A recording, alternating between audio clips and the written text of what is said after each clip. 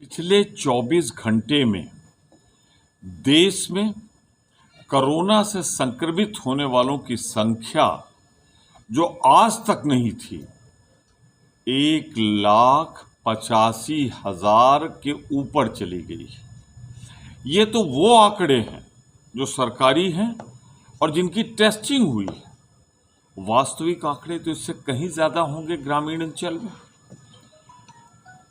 मैं सिर्फ ये कहना चाहता हूं कि पुरानी कहावत थी, जब रोम जल रहा था तो नीरो वहां का राजा बांसुरी बजा रहा था। और आज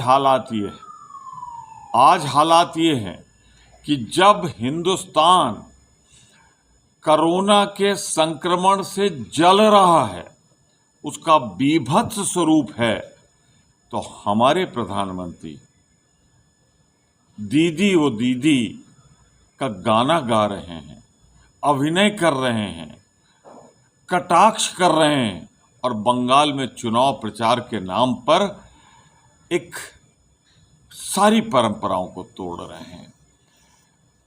ठीक कहा लोगों ने, मोदी है तो मुमकिन है।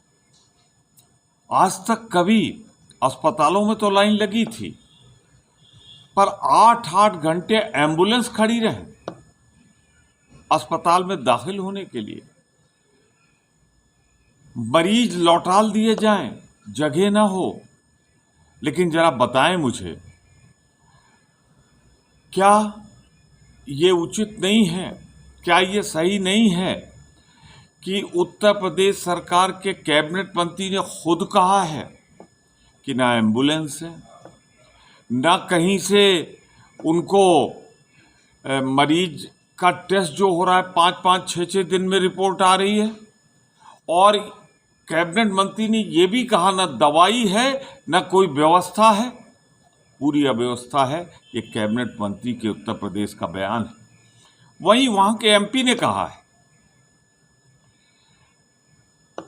किशोर साहब ने, कि अंबाड़ लगा हुआ है लाशों का कब्रिस्तान और शमशान में।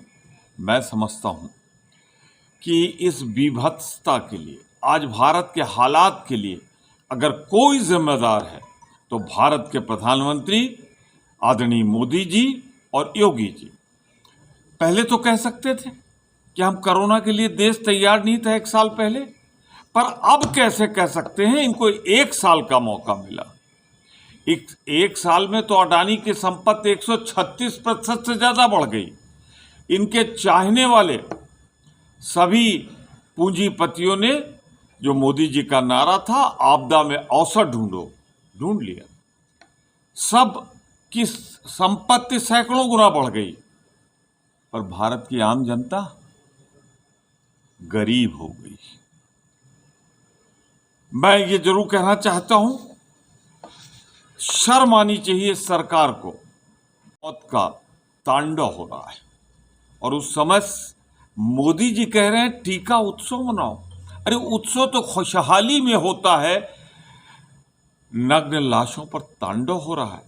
मैं सिर्फ ये कहूंगा, इसका एकमात्र कारण है, आपने वैक्सीन जो बनाई हिंदुस्तानियों को नहीं दी, निःशुल्क नहीं दी, 82 देशों को बाहर भेज दी, और जो बची वो आपने बांग्लादेश में जाके बंगाल के चुनाव के लिए करोड़ों उनको दे आए। पहले देश में होना चाहिए था, या 82 देशों को निर्यात करना चाहिए था, या खैरात बांटनी चाहिए थी? फिर किसको दिया आपने? पाकिस्तान को? किसको दिया आपने? नेपाल को? पाकिस्तान जिसने आपका 1/3 कश्मीर कब्जा कर रखा है, नेपाल जिसने 3 सामरिक दृष्टिकोण से लिपुलेख जैसी जगहों को हिंदुस्तान के नक्शे से हटा दिया है। तो कुल मिलाकर मैं कहना चाहता हूं, आज अगर कोरोना है इस देश में और उत्तर प्रदेश में, जहां हालात ये हैं कि मुख्यमंत्री का कार्यालय जो सर्वाधिक सुरक्षित है, वहां भी कोरोना, मुख्यमंत्री खुद चले गए हैं आइसोलेशन में, तो आम जनता के क्या हालात होंगे? 1 साल तैयारी नहीं की, वैक्सीन बेच दी और जो बचा खुचा था कोई इंतजाम नहीं अस्पतालों में किया। इन मौतों के जिम्मेदार भाजपा की केंद्र की सरकार और प्रदेश की सरकार है। इनके लिए चुनाव जरूरी है, जनता की जान नहीं।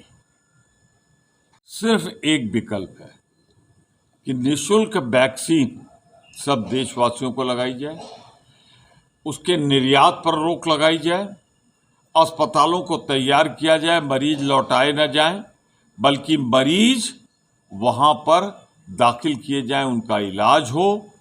और एकमात्र विकल्प है कि जब मौत का तांडव हो रहा हो मोदी जी, तो नीरों की तो बांसुरी बजा रहा था, आप दीदी और दीदी का गीत ऑर्केस्ट्रा की तरह मत गाइए।